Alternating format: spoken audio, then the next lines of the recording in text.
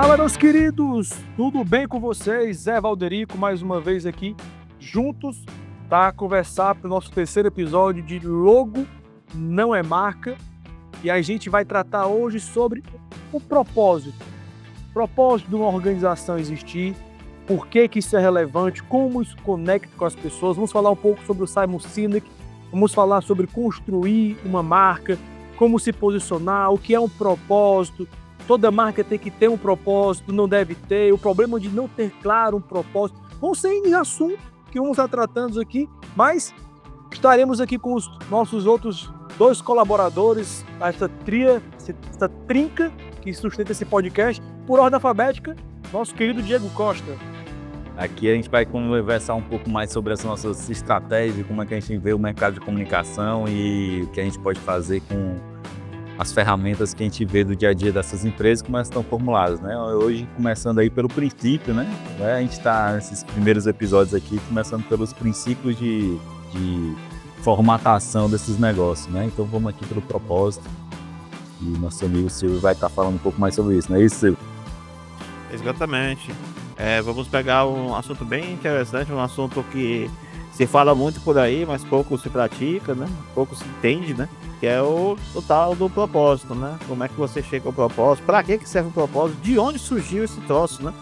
Por que isso surgiu agora? Por que eu tenho que mudar o que eu fiz toda a minha vida e ter que achar esse tal de propósito, né? Vamos desmudar isso aí daqui a pouco. Começando pelo Silvio, né? Já que ele trouxe essa explanação, o tema veio a partir de uma indagação dele, e eu abro para o Silvio. Silvio, o que é um propósito dentro do universo da comunicação, do brand, da publicidade, da marca como um todo? Como você definiria um propósito? O propósito, acima de tudo, é um talento que toda a sua organização possui, que é colocado à disposição do mundo. Até que trouxe esse conceito foi a Anna Couto no livro dela, né? E é basicamente isso, né? É o que você faz de bom que as pessoas se sentem ligadas, né? Se você olhar bem, assim, por uma questão histórica, essa necessidade humana de pertencimento, porque se falou muito no programa passado de comunidades, né? Que da formatação de comunidades, né? Cada vez mais, em vez de nós termos apenas públicos, nós temos apenas consumidores. O interessante para as marcas é você começar a formatar comunidades em volta da sua marca, né? E essa comunidade só é possível quando você se sente ligado a uma causa ou alguma coisa que faz você querer se unir a esta marca, né? Isso não tem nada de racional isso não, sabe? Isso é uma coisa mais irracional da gente mesmo, nessa necessidade que nós temos de pertencer a alguma coisa, né? Historicamente, se você for analisar, muito tempo atrás, os mitos, né, as ficções, elas permeiam a vida da humanidade desde sempre, né. Desde que o homem é homem, né, começou a inventar certos padrões, certos misticismos, né, para criar seus modos de agir, seu modo de falar, né, e dar-se o nome a isso, né, porque isso é passado de pessoa para pessoa, de cultura, né. Começou a partir daí, quando começou-se a criar esses instintos artificiais, como fala o Yuval Harari no livro Sapiens, esses instintos artificiais foi o que começou a moldar os seres humanos em torno de causas que faziam as pessoas agirem por se unirem, principalmente. No primeiro milênio depois de Cristo, né, surgiram 3 ordens universais, cujas pessoas pela primeira vez na humanidade se uniram. A primeira ordem que a gente pode dizer é a ordem monetária, né, quando surgiu o dinheiro. O dinheiro, quer queira, quer não, ele é baseado num princípio de confiança. Você tem que confiar que aquele papel moeda ou qualquer coisa que sirva como tal, é aquele valor e ele serve para uma troca, né. Então foi aquilo que começou a unir várias pessoas, no mundo em torno de uma ideia. Em seguida, o que surgiu foi a ordem imperial. Imperial em que sentido? O Estado. Quando os humanos eles eram nômades, né, até começaram a se unir em torno de cidades, né, cidades-estado, e de repente você tinha nações, né. Para você ter essa unidade, começou a ter o sentido do império, né, que é o quê? É uma pessoa só que controla tudo, né, e as pessoas são meio que devotas a essa ideia imperial. E a terceira coisa que surgiu na humanidade, que a uniu, foi as ordens religiosas, né? O budismo, o cristianismo, o islamismo, que foram 3 religiões que uniram as pessoas também em torno de uma causa, em torno de um propósito. As empresas, né, como organizações modernas, uma empresa é uma organização que surgiu faz pouco tempo, né, na humanidade. Acho que a partir da Revolução Industrial mesmo, né, que nós tivemos as primeiras e grandes indústrias, né. A Ana Couto, ela costuma dizer que para se manter relevantes, as organizações precisam, antes de mais nada, encontrar sua razão de existir a partir do seu maior talento. Portanto, antes de sair tomando decisões que podem comprometer ou apenas focar na saúde financeira, que é uma coisa que a maioria faz, que é uma coisa de curto prazo, é importante compreender o seu papel no mundo, definindo quem você é como marca e aonde você quer chegar. E isso, no fim, é o tal do propósito. Isso é que faz as pessoas embarcarem na sua ideia, isso que torna os negócios mais perenes. Bem interessante, Silvia, essa tua explanação geral sobre o que é um propósito, de onde surgiu. Como mediador, eu venho conversar, trocar uma ideia com o Diego. A formação dele é jornalismo, ele trabalha muito também com a construção de uma imagem para empresas e para seus clientes, e ele é um elo que apresenta para veículos, muitas vezes, as marcas, as empresas que ele trabalha. Eu trago essa pergunta: Diego, toda marca ela tem um propósito, ou você acha que isso é algo também que está sendo começou a ter mais evidência de um tempo para cá? Ou você porque o teu trabalho é comunicação, muitas vezes, é trazer diferenciais de certas empresas, levar matérias pertinentes para veículos de comunicação ou direcionar equipes de marketing a colocar luz em um determinado tema, um determinado ponto, para comunicar o que você deseja na sua estratégia. Mas eu trago essa pergunta para ti, porque você é um cara que tem essa vivência com os 2 lados, cliente e veículos de comunicação que comunicam para grandes massas. Toda marca tem um propósito? Eu acho que toda marca tem um propósito, mas nem toda marca sabe qual é o seu propósito. A gente tem essa questão primordial, né? Deu aula agora. Porque o que acontece muito hoje, né, apesar do meu trabalho ser vinculado também a essa questão de divulgação, imprensa, veículos de comunicação, como a gente hoje conseguir alcançar o status, né, de toda marca ser um comunicador, então o principal veículo de comunicação que eu trabalho hoje em dia nas marcas, nas empresas e nos profissionais que eu trabalho, né, a comunicação, é a sua própria comunicação, o seu próprio veículo de comunicação, que pode ser desde a pessoa, né, como a gente já conversou aqui, né, Valderico até já deu já seu próprio depoimento pessoal, né, de que ele é a pessoa de divulgação da própria marca dele, né, então ele encontra, ele sabe qual é o propósito dele e ele vincula isso a várias interpretações semióticas, né, aí a gente volta até o mundo aí da faculdade, em que isso é muito interessante, essa percepção de como alguns detalhes funcionam para a sua construção de propósito, né.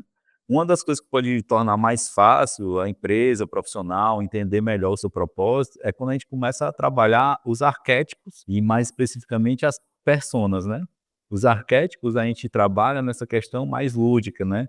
O Carl Jung, né, ele que criou essa concepção de arquétipo, e aí você tem essa definição daquelas grandes personas que são utilizadas para qualquer tipo de interpretação de personagens, né. Então você vincula isso no mundo da fantasia, né, mas para o arquétipo do herói, do mago, do brincalhão, do bobo da corte. A gente tem diversos arquétipos que ele correlaciona no seu trabalho, né, Carl Jung, em que você vê esse dinamismo de possibilidades, né. E aí a gente traz para o mundo corporativo essa implementação do entendimento de qual é o seu arquétipo, que vai vincular o seu propósito, e aí você traz a persona, né. E aí a persona é bem específico para a sua empresa, né. E aí hoje em dia, a gente tem personas que são os próprios diretores das empresas, a gente já conversou também sobre isso aqui no primeiro e segundo episódio, a gente deu alguns exemplos, e tem também essa questão do propósito vinculado ao arquétipo. Voltando a essa questão, você imagina, por exemplo, a Disney. Qual é o arquétipo da Disney? É o mago, né? É bem direto, né? É a magia, é essa vinculação da felicidade que a magia traz, as infinitas possibilidades disso. É por isso que a Disney, no seu plano de negócio, ela consegue ampliar para a compra de uma Marvel, porque a Marvel realmente ela comunica totalmente a concepção moderna do que é magia, né? A gente tem até interpretações nos próprios filmes, nas revistinhas e na mitologia da Marvel, em que você tem a composição disso de conceitos que o Thor fala que os poderes dele são magia. E a comparação disso no mundo real, interpretado do Tony Stark, do Homem de Ferro, é que a magia é a tecnologia desenvolvida na Terra, né, que a gente pode correlacionar com a Terra real. E aí você está sempre envolvido por essa característica da magia, né? Mesmo os personagens que não têm poderes, eles têm uma certa magia porque eles têm uma história de vida que levou eles a estar nesse lugar definidor em que ele vai se tornar o herói e no final das contas ele vai conseguir a mudança mágica na vida das pessoas por ganhar alguma coisa dentro da tarefa. Aí você tem cada uma das personas que podem ser criadas dentro dessa vinculação do propósito da marca, né? Que aí a persona é bem mais específico, que você cria uma persona vinculada exatamente ao tipo de personalidade, e aí já é baseado em dados quantitativos e qualitativos que você faz quando você gerencia o marketing e a comunicação da empresa, né? Você só pode criar a persona baseada em você já saber qual é o seu propósito, e aí você vincular isso a essas pesquisas, em que você entende quem é seu cliente, entende para quem você atende, e entende qual é o tipo de correlação que você pode ter com uma pessoa real. Qual é o tipo de pessoa que eu posso ter no meu negócio que se identificaria com esse meu público. Porque aí fica muito mais fácil você criar todo o brand de desenvolvimento da sua marca, né? Porque você consegue entender assim, eu vendo para esse tipo de pessoa. Então, as pessoas que eu posso contratar ou as pessoas que eu posso ser no meu negócio, ela tem que ser assim, ela tem que ser vinculada a esse tipo de vida. Uma vida mais aventureira. Então, eu posso correlacionar meu negócio a quem? Eu posso correlacionar meu negócio a pessoas que são aventureiras. Eu posso trazer personagens que são conhecidos no mundo para esse lado. Eu posso trabalhar com Tom Cruise, que o Tom Cruise tem esse estilo de vida do cara que é self-made, se fez sozinho, ele criou uma carreira dentro disso, ele criou todo o meio ambiente para ele trabalhar e ele vincula a vida dele a essa aventura.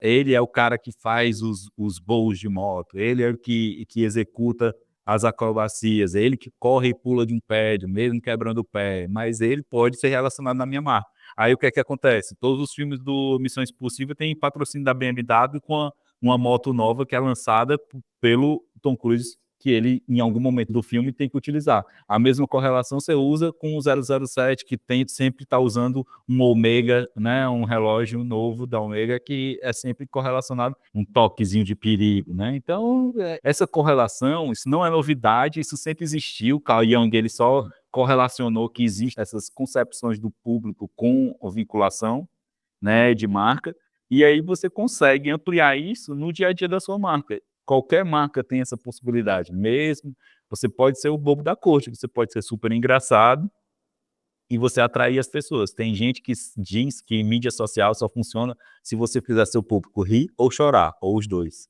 Se você fizer isso muito bem, você tem engajamento. Pode ser, mas você tem vários viés que diz para onde você vai. Boa essa sua entrada nos arquétipos, que eu vou até utilizá-la como a minha dica no final do episódio, porque aqui na nossa agência, a gente faz uso deles na construção da parte exatamente da personalidade da nossa marca, da marca em questão, no caso, né. E eu vou dizer para você o seguinte, vou abrir uma confissão aqui, né, confissões de um publicitário. Eu vim entender propósito de marca depois que eu li o livro Comece pelo Porquê, do Simon Sinek. Até então, dentro de universo de agência, eu não tinha vivenciado essa parte. O que que me era apresentado muitas vezes num briefing? Missão, visão e valores. Em algumas vezes, algumas situações nem isso surgia. E a gente entende que missão, visão, valores, ela é relevante, ela é, mas ela é muito mais a ver com o negócio em si, para uma coisa um pouco mais interna, do que para você propagar para a tua audiência, para o teu público, né. Fazendo que um complemento um pouco mais pasteurizado das falas do Silvio, o que que eu entendo como propósito? O propósito, ele é exatamente aquela mensagem, aquele ponto que, tipo assim, cara, minha empresa, ela existe para resolver isso daqui. Minha empresa, ela surgiu porque eu senti a necessidade de ter isso, vamos supor, não sei se é o da Toyota ou da Honda, mas empresas japonesas, o que que a gente normalmente entende? Cara, são produtos feitos para durar. Por isso que muitas vezes você vê um carro da Toyota, um carro da Honda, é um carro bem mais caro, que outros carros de outras marcas que a gente pode considerar marcas nacionais. Mas por quê? Porque é um carro um pouco mais caro, mas é um carro que vai te dar uma manutenção, vamos dizer, recorrente mais baixa. É como o pessoal fala, quando quebra, quebra bonito. Quando tu fala assim, não fica parecendo comissão, não, porque é o que você faz de melhor. Mas acho que falta aquele complemento. Melhor para resolver um problema, beleza. Mas o que se resolver o problema não vai melhorar a vida das pessoas? Que é isso que eu acho que é o grande lance do propósito, sabe? Mas então, Silvio, esse é um ponto interessante. Eu trouxe aqui, por exemplo, uma Honda e uma Toyota, carros que são feitos para durar, mas a gente pega, por exemplo, um case que todos nós gostamos muito, Apple. Se você for olhar hoje, a Apple ela não está mais listada como uma empresa de computadores ou de celular, está como uma empresa de tecnologia. Eu tenho uma ideia melhor. Deixa ainda no reino das motos. Se você torcer pro mundo das motos, né? Temos a Honda, né? Então, que também faz moto. Temos o que? A Yamaha. Kawasaki, Yamaha. Suzuki, Harley Davidson. Beleza. Tirando assim, ficando só nas japonesas. Mas aí tu chega na Harley Davidson, né? A Harley Davidson ela já é diferente de uma Honda, de uma Kawasaki, de uma Suzuki. Porque ela tem um propósito muito claro e definido nela. Entendeu? Essa que é a diferença. Todas elas fazem a mesma coisa, que é moto. A Harley Davidson tem um arquétipo do rebelde, né? Exatamente. A E ali liberdade. foi uma Ela construção vem de dela. liberdade. E é uma coisa que a Honda, inclusive, adaptou para várias peças, copiou, linhas de exatamente. comunicação, de que ela vem de liberdade, né? Até a asa que ela usou por muito Exato. tempo na logo fazia parte desse conceito, né? A gente tem comerciais antológicos em que a Honda é exatamente esse sentimento de liberdade, de sentir o vento na cara. E nada mais é que ela está copiando a linha de trabalho, de desenvolvimento de marca da Harley Davidson, né? Que aí Exato. é aquela coisa, é a Harley Davidson que você pode ter hoje, né? A liberdade que você pode ter hoje, né? Mais barata, também mais possível para o consumidor comum, né? Continua com o efeito do rebelde, né? E ela trabalha também esse outro lado do retorno também de você resolver coisas do dia a dia, né? Rápido, né? Também. É, Mas é muito forte essa questão da Honda, principalmente na década de 90, a gente viu muito essa vinculação ao lado rebelde, né?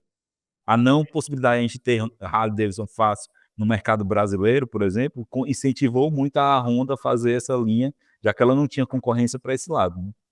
mas dentro do esquema do propósito, eu acho que entre Honda, entre Kawasaki, entre Suzuki, ninguém faz melhor do que a Harley Davidson, né? Que ela construiu essa comunidade dela. Exatamente. Primeiro, americana. O americano tem muito essa de construir o sonho americano. O americano é capaz de fazer. Aí vem a história, dois irmãos, irmão, primo, que se juntaram, fizeram ali na marra uma. Por quê? Porque eles queriam correr, eles queriam realmente, como o pessoal fala, ser bicho solto, eles queriam botar ali sem capacete, sem camisa, se ralar, ralou, se cair, caiu, se morrer, morreu. Então era uma rebeldia. Eles queriam trazer esse aspecto, tipo assim, de, cara, viva esse sonho, viva esse teu lado selvagem, esse teu lado rebelde, esse teu lado da Rota 66, vamos fazer isso acontecer. Então eles quiseram trazer essa atmosfera. Então, indo de novo na Apple, quando você pega um telefone da Apple que tem uma sinergia com o sistema operacional do computador, que tem sinergia com o iPad, que todos aqueles juntos são no mesmo ecossistema, cara, é fluido, é bonito, é fácil. Você tá com o fone de ouvido da Apple, tá escutando áudio no computador, pausou no computador, deu play no celular, ele continua do mesmo negócio, não tem que conectar o Bluetooth de um, se conectar do outro, ele continua fluido aquilo ali. Então essa fluidez faz com que as pessoas, cara, a Apple ela tem um quê de design, ela tem um quê artístico, ela tem um bem elaborado. Então ela cativa as pessoas por esse aspecto. Então, na minha opinião, o propósito é aquilo que arrasta, que você, cara, quando você comunica, você conecta pessoas que pensam semelhante. É o que o Seth Godin diz no livro Tribos dele. Quando você constrói umas, cara, queremos oferecer algo para esse tipo de pessoas, pessoas que pensam como a gente, pessoas que desejam isso, você se conecta com isso. Você traz aquele negócio. É o que você vê, por exemplo, com uma marca como a Reserva do Rony Mesler, é uma marca brasileira. É uma t-shirt de R$ 129. Mas o cara vem e diz, pô, é 100% feito no Brasil, eu pago pelas costureiras brasileiras, eu incentivo o comércio local, eu faço isso, eu faço aquilo, eu tenho um propósito que é 1P igual a 5P. O que que é isso? Para cada uma peça que você compra, eu viabilizo 5 pratos de comida. Cara, são ações fantásticas. E quando você começa a ver, você fala, caramba, é muito mais do que uma marca de roupa, é uma representação. Não é uma roupa que eu descarte, como as roupas da Shein, né? Que é uma coisa que, pô, eu tô comprando uma roupa da reserva e tô ajudando a pessoa, né? Tô contigo, cara, né? Tá com um É, propósito. tudo bem, mas eu discordo que esse é o principal motivo que você compra uma roupa da reserva, porque o posicionamento de marca deles, isso aí é um complemento do que é a persona da empresa vinculada ao que vai comprar. Porque assim, é a persona do jovem empresário que entende das suas responsabilidades sociais, que está inserido no mundo moderno, mas que se veste bem, entende por que que vai se vestir bem. Então tem uma conexão, da logo gerar um status, desse status ser vinculado ao preço, desse valor agregado ser vinculado, por que que é mais caro? Por conta da qualidade e também porque a gente dá todo esse retorno de infraestrutura para a sociedade que circunda a gente. A gente representa uma linguagem em que você vestir já explica muita coisa sobre você. Então, quando eu visto uma roupa da reserva, eu consigo explicar já de cara para um cliente meu que vê a logo ali do passarinho e tudo, e ele olha e diz assim, pô, esse cara, ele entende como é que funcionam as coisas hoje em dia, que não é só tomar, que a gente precisa dar um retorno para a sociedade, que a gente tem que ter consciência de todos os atores do que a gente faz. A gente mesmo produzindo para uma classe mais alta, a gente tem que entender que a gente tem que subsidiar para existir crescimento de classe, a gente ter mais amplitude de consumidores que vão estar aí. Então você explica muita coisa dentro de um conceito que foi criado. É a transposição do brand, né? A própria Apple também, que a gente cita muito aqui, ela vem por essa coisa do criador, né? Por que que ela Exato. tem um retorno tão grande com o público que cria, com artistas, designers, publicitários, músicos? Por que que ela consegue atenção, um foco muito grande dessas pessoas? Porque ela sempre foi criada na disruptividade de ser a persona do criador, o arquétipo do criador. Você consegue fazer diferente. Eles só disseram assim, só que a gente pensa diferente. E a gente sabe que você que está vendo a gente também pensa que você que está vendo o que a gente faz também pensa diferente. Isso conecta. Aí, meu amigo, aí você cria essa febre mundial, esse é uma coisa geracional já, que aí você consegue essa vinculação específica de arrepiar a pele quando você vê o cara trazer uma novidade, de esperar com ansiedade a próxima linha disruptiva da Apple e tudo, que é uma coisa que com o tempo, com, né, o falecimento do Steve Jobs, a gente tem uma perda dessa questão, dessa magia criada, da criação, né? Ele funcionava muito do arquétipo do criador para a persona, ele é a vinculação direta. Você vê, existe a questão do criador e todo o arquétipo girado em torno dele, e a persona, qual seria a representação dessa persona? Seria o Steve Jobs, ele tinha consciência total disso. Ele era E a ele marca dele ali. ele era a marca, exatamente. Então, e isso foi perdido, assim. Isso não foi encarado de uma maneira assim. Acho que uma solução muito boa para a Apple seria mostrar que não existe só um ator. Seria mostrar que existe uma geração de pessoas que foram criadas dentro da Apple e que elas continuaram o propósito do criador. E aí você consegue ter uma comunidade muito mais ativa nesse sentido. A gente está perdendo isso um pouco com a Apple, porque ela tem até subjugações da própria Samsung, em que diz assim, você cria, mas a gente também cria, a gente também dá espaço para criadores aqui, a gente também tem essas soluções inovadoras, a gente também quebra os conceitos, A Samsung meio que incorporou isso da Apple, né? sabe? Mas mesmo assim não consegue bater a Apple no final do ano, né? Funciona numa correlação tipo Coca-Cola Pepsi, né? Também. O É, Globo SBT, eu sou sua segunda melhor opção. Ela tem um ecossistema, a Samsung já tá se esforçando para ter um ecossistema que tem sinergia, tá lançando produtos, o smartwatch deles é muito bom, com o telefone deles é muito bom. Mas Então, a gente consegue, Val, a gente consegue definir o propósito da Samsung facilmente? eu não consigo, eu não tenho clareza. Eu não conseguiria dizer qual seria um propósito da Samsung. Fica claro para mim explicar o que que é de uma Apple, o que é de uma Harley Davidson, o que que é de uma reserva. Eu concordo demais com a percepção do Diego. A reserva ela consegue não ser uma percepção única. Ela tem a percepção para o adolescente que usa, ela tem a percepção para o cara, o jovem adulto, até a percepção para aquele cara de 40 e poucos anos, 50 e poucos anos, que bota uma camisa com pica-pauzinho, aquele assim, vermelhinho, só discretamente no canto. Então ela tem uma percepção diferente.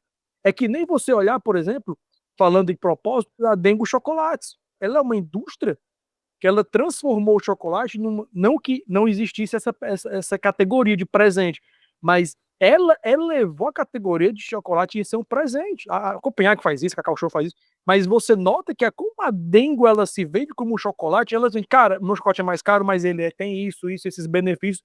Ela dá muita luz em cima disso e ela atrai o público que valoriza muito isso. Eu vou dizer uma coisa para vocês, que eu já disse isso milhares de vezes, para quem está perto de mim aqui, de forma real, sem ser virtual. Eu fui uma vez numa cafeteria e eu fui pedir um sanduíche. E o sanduíche ele era pão francês, que a gente chama no Ceará de carioquinha. Ele era um carioquinha, pão francês, com queijo e ovo. E na descrição tinha pão francês, fermentação natural, papapá, pepei, queijo, mussarela, feito por colonos locais, papapá. E ovo de galinhas criadas, livres, soltas e felizes. Meu amigo, R$ 25. O pão com queijo, R$ 25. Pai deram queijo do colono, a galinha era criada solta e feliz. Eu não sei se era uma pesquisa de NPS, como foi que ele mediu essa felicidade dela lá, Tirava o cortisol clima do sangue. organizacional, mas a galinha era solta e feliz. Tem até um vídeo do Porta dos Fundos sobre isso, né? Que é da gourmetização, né? E o cara vendia cachorro quente de R$ 5, né? Aí do dia pra noite ele começou a vender experiências, né? Experiência de R$ 20 no cachorro quente, né? Você extrapola o conceito do que a gente está falando aqui, né? Dá uma aloprada. Não é isso que eu posso, é a alopração de um conceito. Isso funciona até certo ponto, porque você pode criar essa correlação com o público, mas ela morre na praia muito rápido, né? Ela Não funciona, sustenta, não é real. ela funciona se você pensa ele em caso de hype, né? A gente chega a dizer aqui que o mercado aqui do Ceará, né, funciona muito essa questão assim. Quer fazer sucesso no Ceará? Abra um restaurante diferente a cada 6 meses. Porque aqui tem muito essa vinculação de que eu estou vendo em primeira mão uma grande novidade no mercado. Se você está nessa, você consegue ter um retorno exponencial. Assim, grandes marcas foram criadas nesse sentido aqui e se desenvolveram, mas grandes também quebraram, porque achavam que o hype que foi criado ali nos 6 meses, até perto de um ano, que ia ser o restante da vida empresarial deles, eles se acomodaram nisso. O Ceará, Fortaleza me ama, enlouqueceu com o que eu criei aqui e pronto. Só que aí chegava um outro na mesmo segmento, que não precisava nem ser exatamente o mesmo, por exemplo, se a gente o que eu estou falando aqui no mercado gastronômico, no mesmo, se você cria uma hamburgueria e você é o primeiro a trazer um hambúrguer gourmet aqui, feito à mão e tudo, com carne de verdade, pronto. Funcionou muito bem quando chegou a primeira, mas aí logo depois você teve um hype enlouquecido em cima, você às vezes cria outras unidades pensando nesse hype, faz um investimento e tudo, e aí chega a segunda, ou chega uma pastelaria com um pastel de 50 centímetros e te quebra, porque todo mundo vai para o outro lado. E às vezes é essa questão, que às vezes funciona para a gourmetização de alguns conceitos em todas as veiculações, mas se você não tiver um plano e você não souber o que é que você entrega de verdade, o seu propósito, você fica sem ter para onde ir quando esse público já não está mais com você. Por quê? Você não criou a comunidade que se alimenta. Isso. Nesse caso que eu estou falando, tanto literalmente quanto conceitualmente, do seu propósito. Porque ela não vai embarcar mais. Não adianta você criar uma outra coisa, ela não está mais na sua. Para você montar uma hamburgueria gourmet hoje em dia, é muito mais complicado. Primeiro porque você tem que comprar luva látex preta, tem que ter um gordinho barbudo, tem que ter pelo menos umas 3 músicas de rock, tem que ter uma parede com lettering e tem que ter um cardápio feito em papel craft. Porque, cara, tá todo mundo igual. O grande lance do propósito, na minha percepção também, o que ele conta? O propósito ele é o norteador para dizer, cara, esse tipo de comunicação está alinhado ao meu propósito? Tá, vou fazer. Não, não tá, então não vou fazer. É uma coisa que eu bato muitas vezes nas minhas redes sociais sobre isso, que é o que, cara, não é porque existe uma trend que você tem obrigação de fazer ou de seguir. Não dá para você, sei lá, ser uma marca da Tiffany e tá fazendo dancinha no TikTok com a música do Luiz Gonzaga. Não tá, cara, não fica legal, não apresenta. Ah, mas tá dando visualizações. A gente comentou sobre isso no outro episódio, não vou ficar me repetindo. Visualização não paga conta. E eu trago para vocês aqui, para a gente evoluir, para uma empresa, Silvio, Diego, uma empresa que já existe, uma empresa que está no mercado, sei lá, 3, 5, 10, 15, 20 anos, que não tem uma clareza num propósito, que dicas podemos dar ou deixar para que ela comece a construir ou não, melhor voltando, não tem como construir porque na verdade já existe, mas talvez o dono ou o marketing não participou dessa construção. Mas vamos supor que ele quer tomar essas rédeas e trabalhar esse propósito. Por onde ele começa? Eu acho que poderia começar analisando a própria história, né? Como você citou um exemplo, você propôs essa questão pra gente de empresas que existem há 10, 20 anos, então elas fazem sucesso há 10 e 20 anos, né? Essa fórmula de sucesso é uma coisa que indiscutível deles, ninguém pode negar. O que tem que achar, que talvez a própria história deles, ou alguma coisa que eles façam diferente dos outros, porque em 10 e 20 anos deve ter algum processo diferente. Achar essa verdade deles e a partir disso construir o propósito. Eu acho que você tem que ouvir quem já participa do seu negócio, né. Mesmo que você tenha acabado de começar e tudo, você, utilizar essa escuta ativa de como que as pessoas se relacionam com a sua marca e com o que você faz, é muito importante. E inclusive ver também concorrentes, né. Como a gente falou aqui já algumas vezes, até na nossa conversa pré-pauta, não tem como criar a roda, né. Tem algumas coisas disruptivas que ainda vão acontecer no mundo, é claro, eu acho que a inovação e o ineditismo sempre tem alguma possibilidade de acontecer. Mas, assim, na grande maioria dos casos, você não está inventando a roda, você não está surgindo com uma coisa totalmente fora da realidade. É alguma interpretação nova, às vezes, né, os food trucks mesmo, que, né, continuando aqui na analogia da gastronomia, eles surgiram baseados em um conceito específico de como você ia atender seu cliente, mas no final das contas era uma empresa de gastronomia atendendo clientes para satisfazer a fome específica daquele cliente em alguma área, né. Então, assim, o importante é você entender por que fizeram sucesso, porque os caras conseguiam rodar a cidade, ficar em pontos específicos, tinha correlação digital com o físico, on e off, o phygital, né, que a gente fala, de você estar colocando ali no Twitter: "Ah, hoje eu vou estar aqui na Praça Portugal, venha cá", o cara ia lá, comia o sanduíche e tal, você conseguia criar uma comunidade que estava se alimentando ali desse seu conceito de como é, do seu estilo de alimentação diferente, tudo isso aí. Então, você acaba criando esse retorno desse pessoal, mas se você não presta atenção em quais são as ânsias dessas pessoas, em elas estarem sendo bem atendidas, aí você tem uma recorrência, né.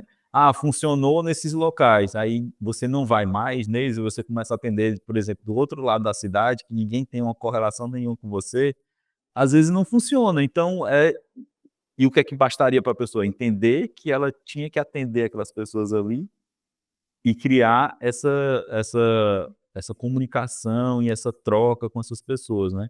Então essa troca do que você dá para essas pessoas e o que é que você fornece, que muitas vezes não é o produto nem o serviço especificamente, é o que elas conseguem daquilo, né.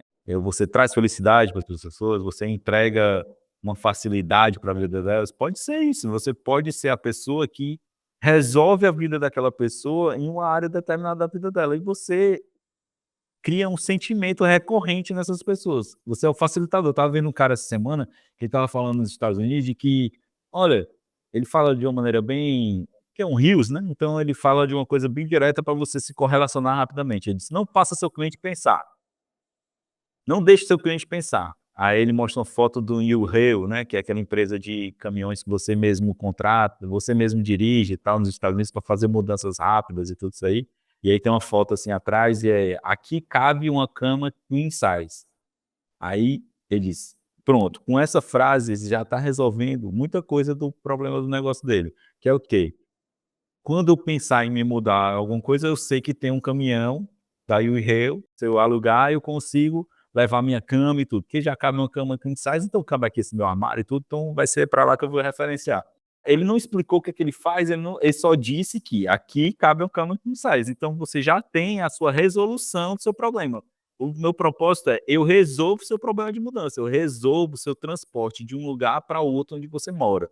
Pronto. Aí ele dá um outro exemplo. Eu resolvi um outro exemplo de uma loja de pet shop, a gente conseguiu aumentar quase 90% de faturamento com uma simples frase. Colocou em destaque na entrada da loja: "Crianças gostam de aquário".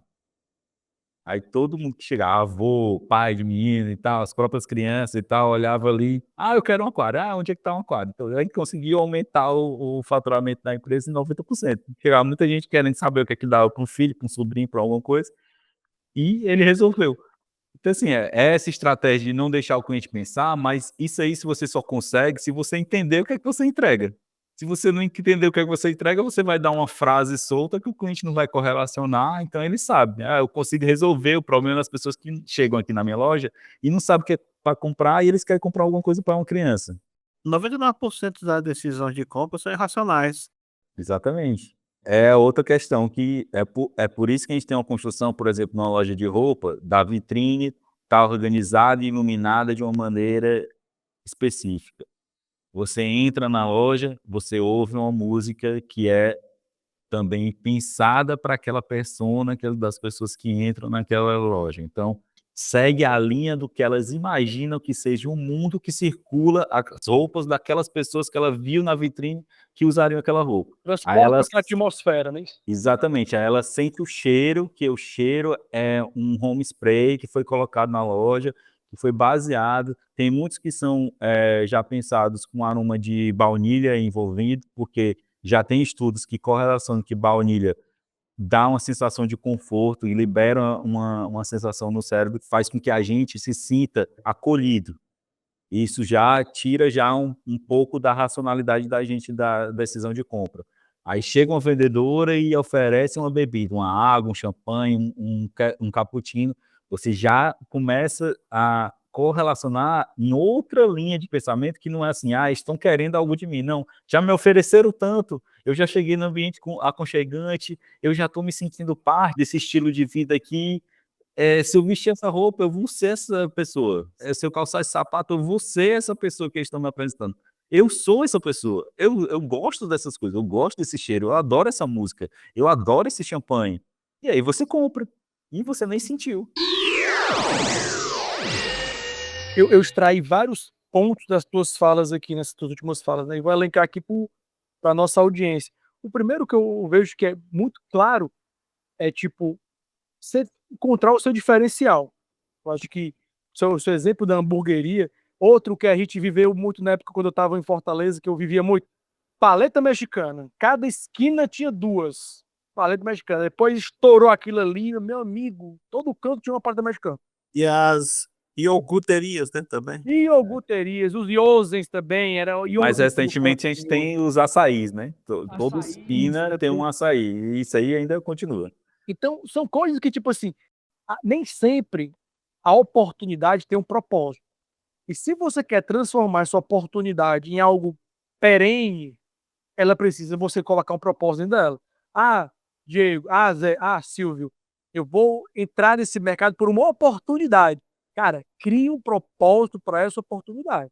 Traga um ponto, traga uma coisa que faça sentido, que você vai conseguir se conectar. Eu vou parafrasear aqui um exemplo do amigo nosso em comum, né? A nossa audiência depois pesquise, vocês vão encontrar com facilidade. Senhor Barbeiro. Eu lembro quando eu comentei com o John, que é um dos proprietários, junto com a sua esposa, o porquê dele montar barbearia. O cara é publicitário, tem uma, duas, sei lá quantas bandas ele tem, e ele quis montar barbearia. No começo, você entendeu por que ele pensou nisso. E uma vez ele comentou comigo e falou: Cara, eu tinha um barbeiro que eu cortava meu cabelo desde os 9 anos, e ele veio a falecer. E eu olhei e fiquei assim: Cara, aonde eu vou cortar o meu cabelo agora? Se sentiu carente, de tipo, eu não quero ir para um salão. Onde é que eu vou cortar meu cabelo? E numa viagem que ele fez para fora do país, ele viu um puta barbershop. Era forte, era uma coisa que falou assim: Cara, isso é o futuro. E ele foi e montou. E graças a Deus e o que a gente, não só a Deus, mas a competência dele, da gestão, da administração dele, da esposa dele, você vê que realmente é um sucesso. Ele conseguiu transformar aquele local num ambiente de amigos, de homens, de pessoas que criam um ecossistema ali dentro. Então você vê que, tipo assim, tem um propósito, por isso que sustentou. Por isso que. E eu lembro que quando ele montou a dele, a única que tinha, existe um concorrente, que eu não vou citar o nome aqui, porque não paga nada pra gente, mas existe um concorrente que, tipo, que a maioria dos homens, quando iam casar, iam lá. Eu fui lá quando eu fui casar, para fazer o dia de beleza, cortar cabelo, botar pedra quente nas costas, essas coisas todas, que era o único que existia, era caríssimo. Por que que existia esse espaço masculino? Porque ele já tinha um espaço feminino e ele falou: "Cara, eu atendo mulheres e atendo noivos, eu vou criar uma para o noivo". Ele botou por uma oportunidade. Mas eu não sentia o vínculo, eu me sentia que era a versão masculina de um espaço que ele já tinha de uma versão feminina. Então ele simplesmente adaptou para o homem. Em vez de fazer a parede rosa, bota a parede azul. Em vez de botar na minha logo uma mulher de cabelo grande, bota um bigode e uma cartola, sei lá o que era na marca dele. E foi isso que ele fez, ele adaptou. Ele não tinha um propósito, porque o propósito ele traz a essência.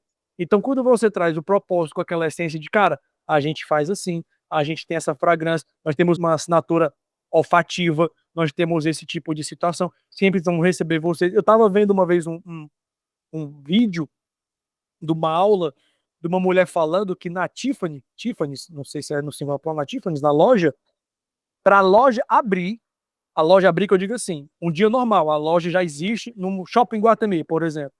Todo dia, antes daquela loja abrir, existe o ritual que elas precisam cumprir 70 pontos para a loja abrir.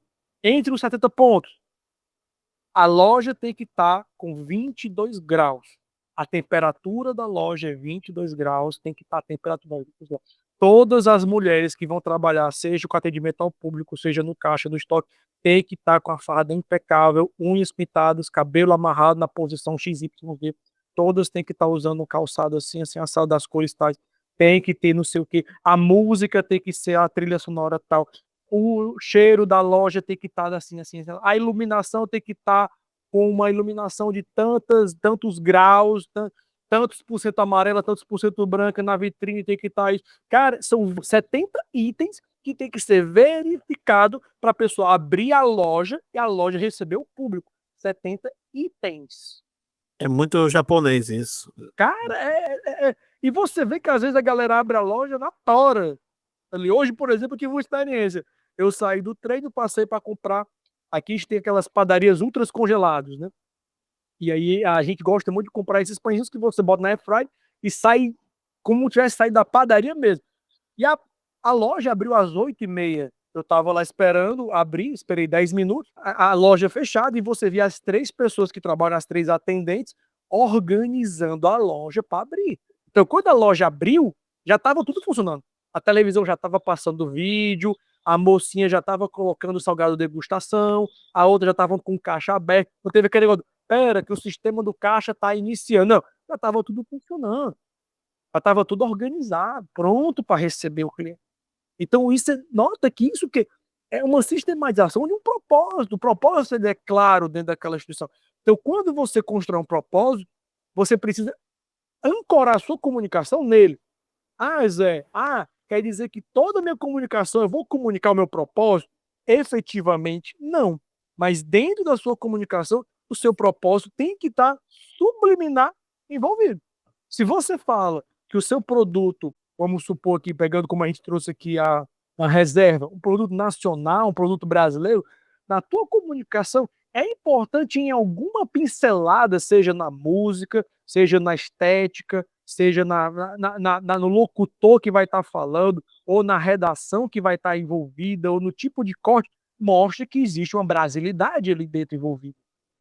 São os chamados brand equities, né, da marca. Exatamente. Porque, cara, a marca nasceu no Rio, é uma marca brasileira. De repente você quer falar com uma estética mais sofisticada, mas bota um cara que fala o carioca raiz para poder narrar o comercial.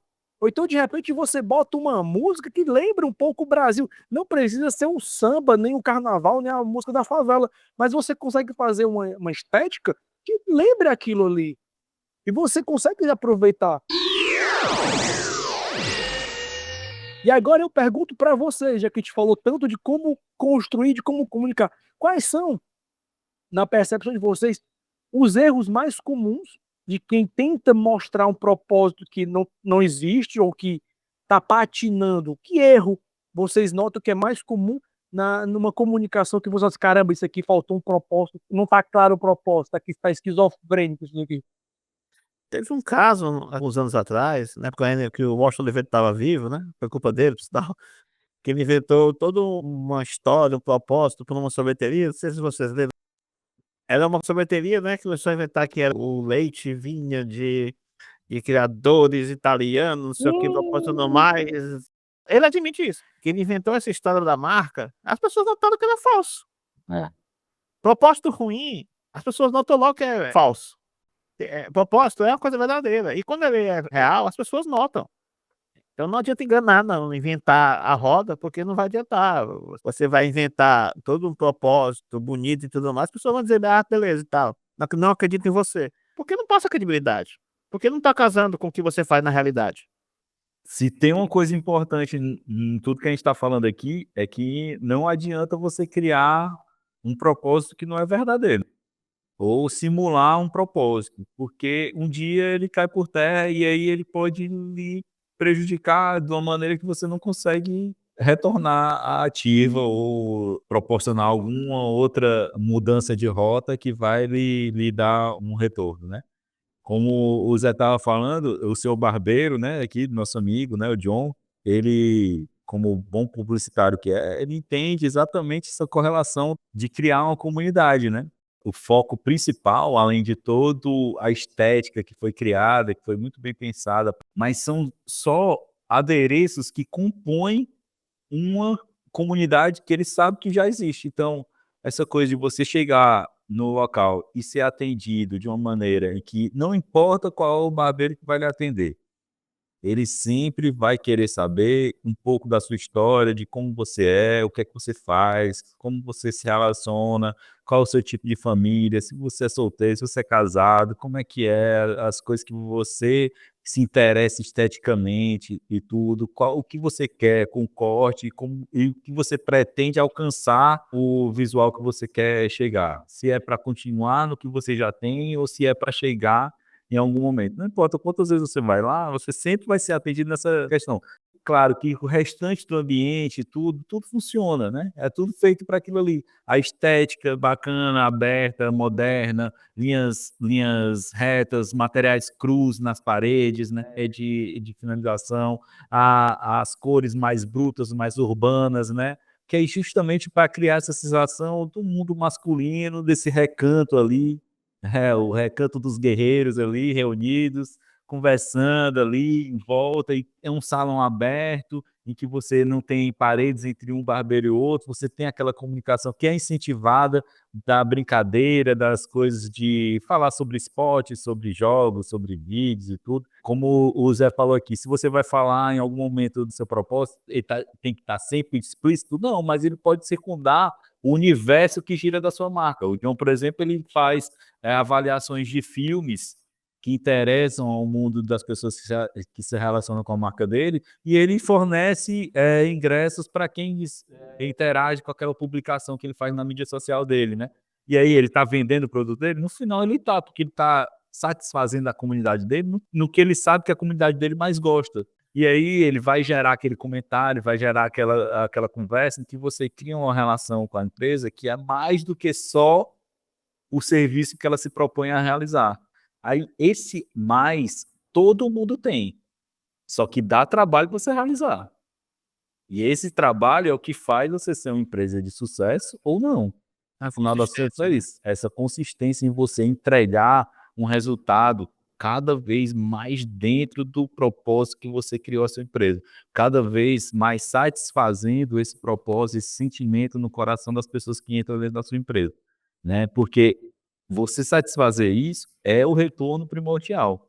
Ao McDonald's, para quem viu o filme sobre o McDonald's, você vê que a correlação que o representante comercial ali do começo do filme, né, fez para investir que é o começo da história, né, naquele McDonald's que estava fazendo um grande sucesso num bairro que ele viu por acaso, que era uma das cidades que ele estava visitando, é que ele conseguia resolver vários problemas dele, porque ele era a persona que devia ser atendido pela empresa McDonald's, né, porque ele era o cara que trabalhava no meio da rua, que não tinha tempo para comer direito e era mal atendido nas lanchonetes que existiam nas cidades que ele visitava. A pessoa não prestava atenção no que ele pedia, só que era muito jovem, sem querer entregar um produto, Demorava. demorava Ele viu o demais. processo do McDonald's assim, muito ajustado ali também, né? Aí você vê o encantamento, o roteiro é muito bem bolado para isso, que você vê o encantamento dele pelo processo do McDonald's. E aí o propósito do McDonald's era o quê? Oferecer o melhor lanche, mais rápido e eficiente para cada um dos clientes que passavam por lá. E um valor que condizia com tudo isso, né? Então, era um valor médio interessante e era muito rápido. E era muito bem compartilhado cada proposta de estação de trabalho entre cada pessoa. Todo mundo entendia para que estava ali, que é outra coisa muito importante, né? Do propósito, quando a gente tem esse propósito muito claro, a primeira coisa que acontece é que todo mundo que trabalha dentro da empresa entende o que é que ela está entregando. Isso. E aí isso aí é um outro nível de trabalho, né? Para quem não tem um propósito bem definido. O propósito seria um grande unificador, tanto de empresários, né, das pessoas que são os donos da empresa, como quem trabalha para a empresa e como quem é público dessa empresa. É a cola que une todos eles, assim. Usando aí do John como exemplo, antes de eu passar para outro, é muito interessante você ver como o Diego trouxe uma percepção interessantíssima. O John, em alguns momentos, também vai lá, fala sobre filmes, dá dicas, sorteia ingresso. Isso é o que as marcas precisam entender. Qual é o negócio do John, seu barbeiro? O que é o seu barbeiro? Barba, cabelo, amigos. Business dele é o quê? Corte de cabelo, barba. Mas o cara, ele pega o tempo dele, pega uma produtora de vídeo, pega outros profissionais para gravar falando sobre filmes. Ele está gastando, abre aspas, porque o certo seria investindo, a palavra certa, mas para quem não consegue compreender, é gastando dinheiro, tempo, para fazer algo que não está ligado diretamente ao negócio dele. Mas nutre quem faz o negócio dele girar. O empresário precisa entender exatamente que ele pensa, cara, mas como isso vai contribuir para o meu sucesso, para a minha venda? Contribui para o ecossistema que você está criando. É entender isso. Se de repente o John, que tem também uma banda, e resolve, olha, fica a ideia aí, John, se tu fechar essa ideia, depois tu me paga uma comissão. De repente fazer, sei lá, um torneio não é a palavra, mas fazer um festival de novas bandas. Cara, eu vou pegar aqui um espaço, vou fazer aqui um festivalzinho para lançar bandas locais, para poder fazer umas musicazinhas aqui, trazer uma galera para poder fazer um movimento musical.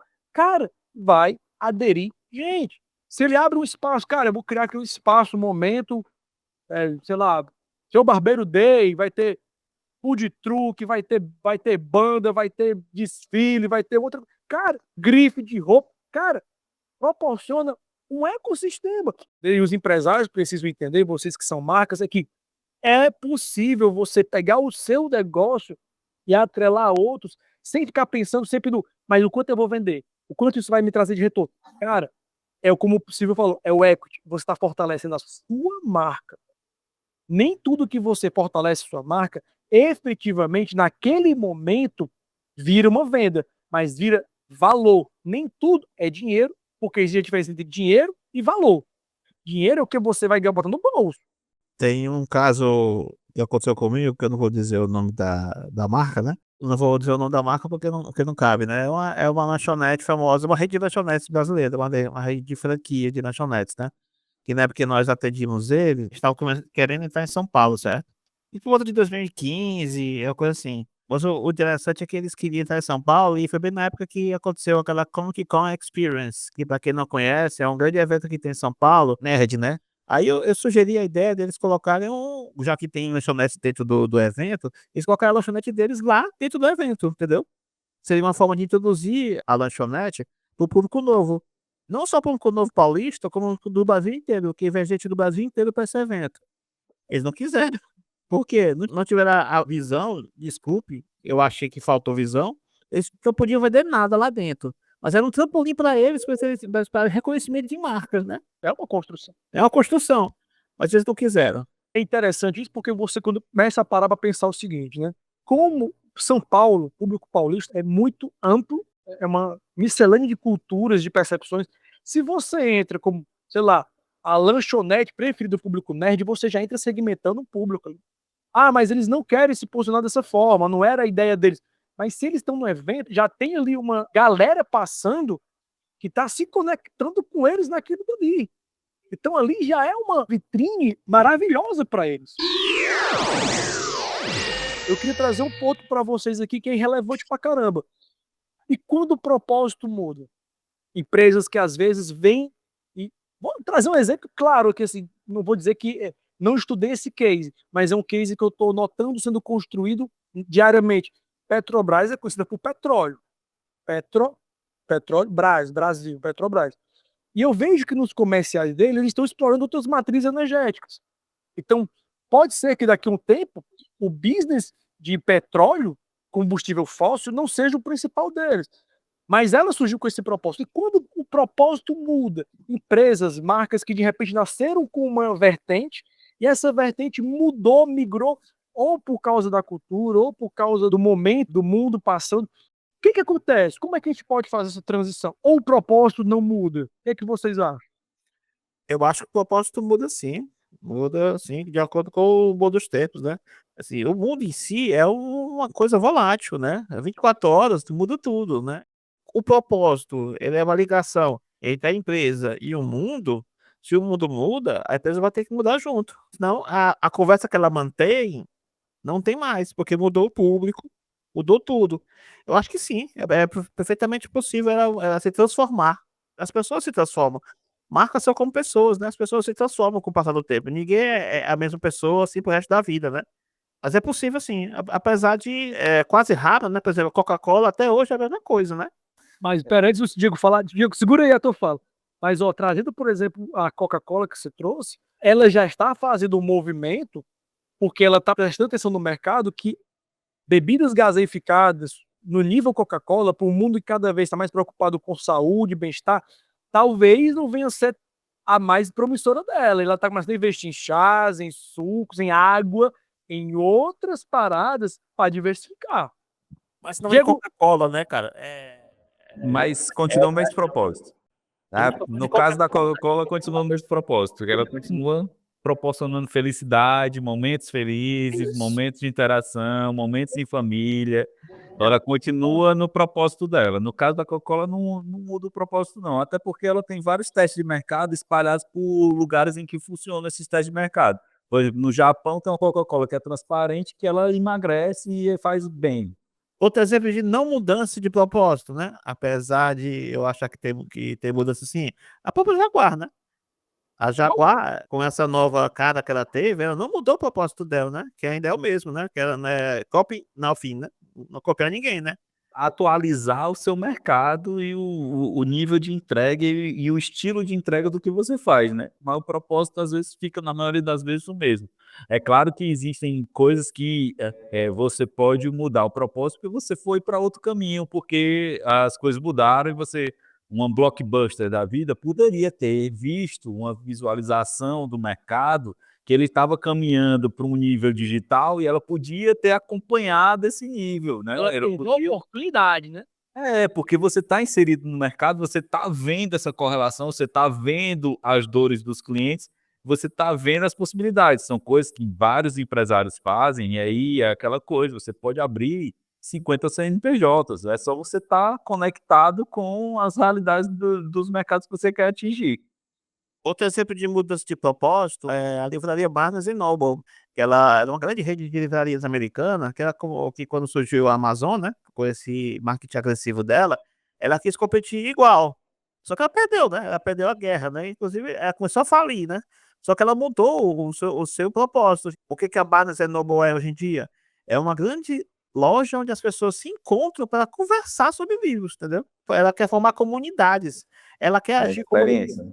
ela quer agir como uma livraria pequena, uma livraria local. Agora ela quer gerar essa proximidade com as pessoas, assim, através de serem pequenos mesmo, entendeu? Porque eles não vão vencer com a Amazon, não tem como vencer a Amazon, né? Não Mas vencer elas com preço. mas com certeza pode ganhar, inclusive fazer parceria com a própria Amazon, quando elas são a referência de lugar onde se lê em qualquer lugar, né. Exato. Então, se você é referência em todos os bairros das cidades dos Estados Unidos, é o lugar onde você vai para ler, é o lugar onde você troca experiências de leitura, é o lugar onde você lança livros, é o lugar onde você se conecta com o mundo da literatura, em que você entende onde vão sair os próximos lançamentos das novas séries e filmes que vão ser lançados pelo Netflix, pelo Prime Video e tudo, é onde os roteiristas conversam, é onde os roteiristas se inspiram, é onde você conecta todo o universo que une a palavra, né? Aí você tem uma outra composição que você torna o propósito, é a vinculação exata do que você entrega para as pessoas. E num mundo cada vez mais digital, que as pessoas já estão olhando para o outro lado do pêndulo, né?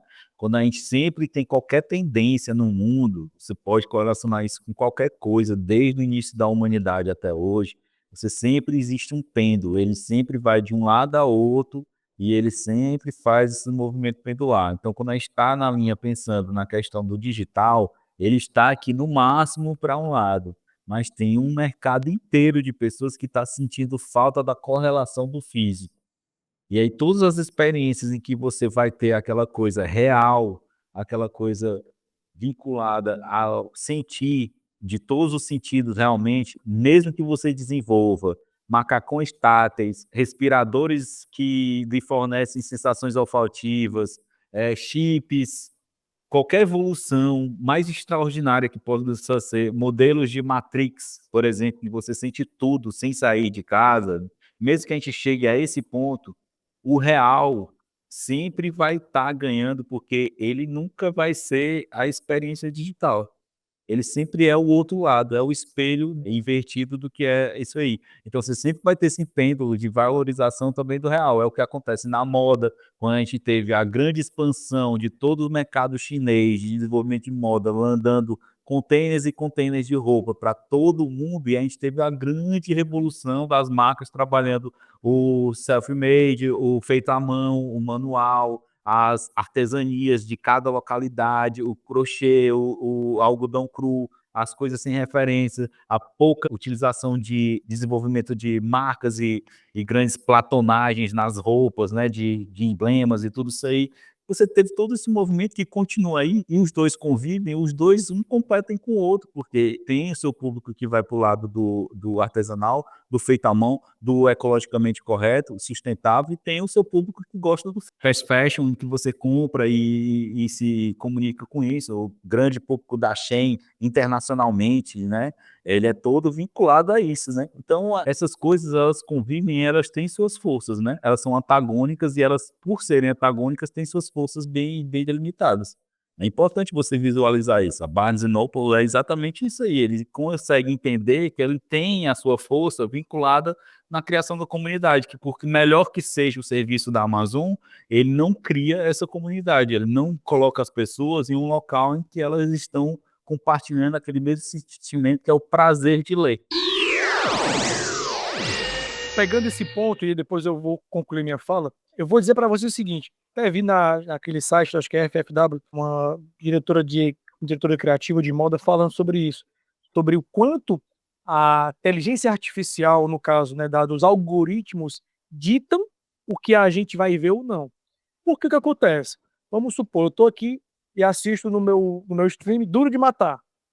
Ele vai embaixo dizer: ou quem assistiu Duro de Matar também assistiu, me dá mais umas 10 opções de filmes semelhantes ao Duro de Matar.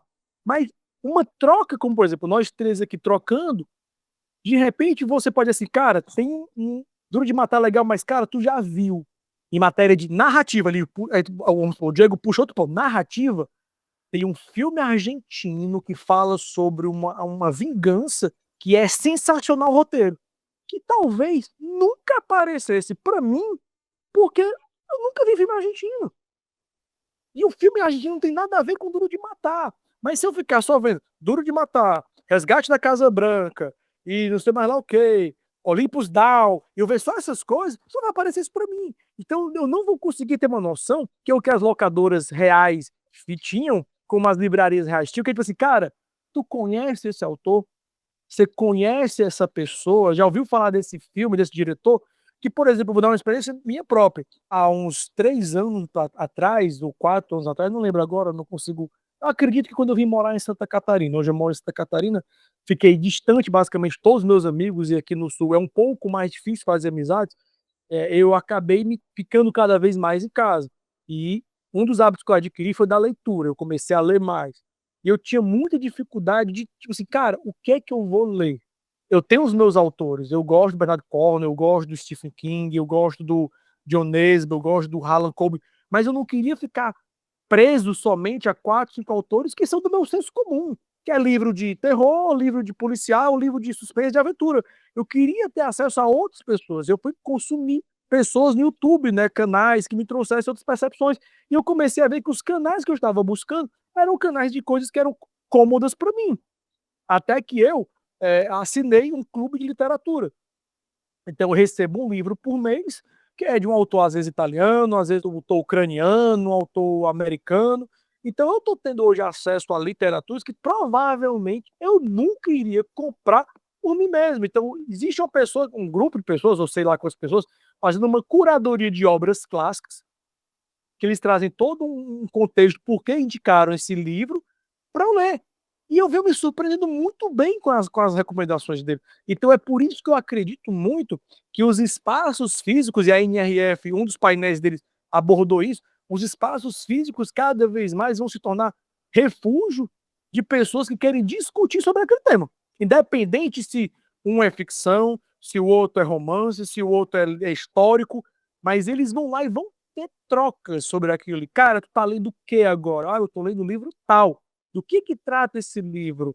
Por exemplo, o Diego, ele deu 2 dicas de livro, porque o Silvio não, que o Silvio só der dica de livros em inglês, livros esgotados no Brasil, mas o Diego já é gente como a gente, é tipo a Regina Casé, tá, de livros brasileiros, que eu anotei para comprar depois. Porque chamou a minha atenção em relação ao fato, cara, um que é de uma psicóloga, tudo, outro de um quadrinho. Eu falei, cara, bacana, porque foge do meu senso comum. Então, isso é interessante a gente abordar.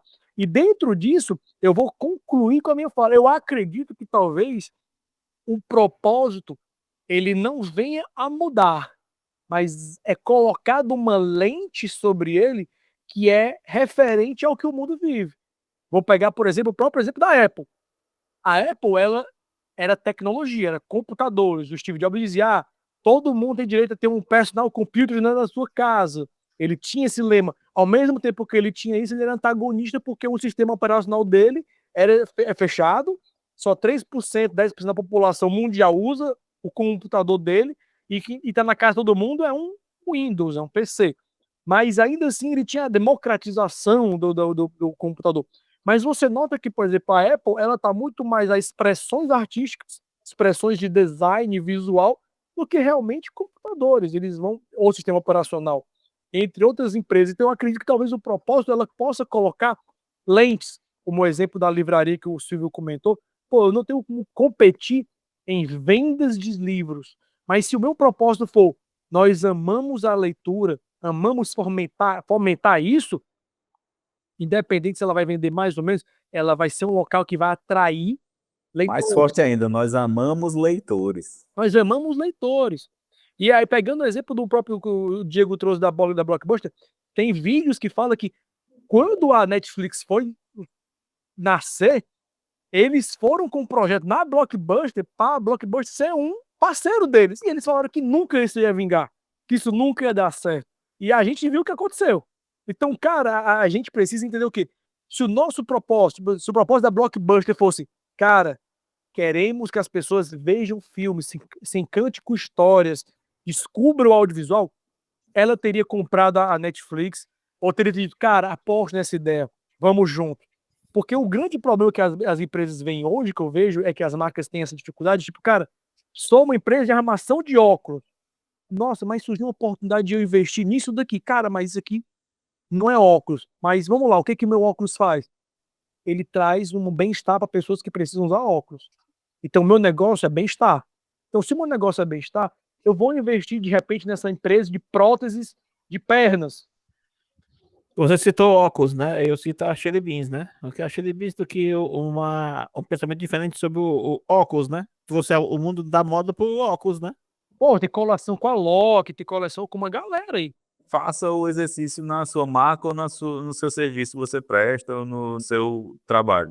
Qual é a expansão que você pode fazer do conceito do que você faz, né? Perfeito. A Chili Beans é a única alternativa, a única ramificação diferente do usual das empresas de óculos que a gente vê nos shoppings e nas cidades e tudo. A única possibilidade seria uma Chili Beans, não existe uma outra possibilidade, não existe um outro nicho que não está sendo atendido, totalmente já se esgotou essas possibilidades, porque aí é que está as diferenças, né? A gente estava conversando aqui na nossa pré-pauta sobre o quanto que é diferente quando a gente se posiciona, né, na minha empresa, o quanto ficou diferente, foi um divisor de águas, quando eu me posicionei como estrategista de comunicação para as empresas, um planejador de estratégia de comunicação para as empresas, e não mais como só essa questão de um assessor de comunicação e relações públicas.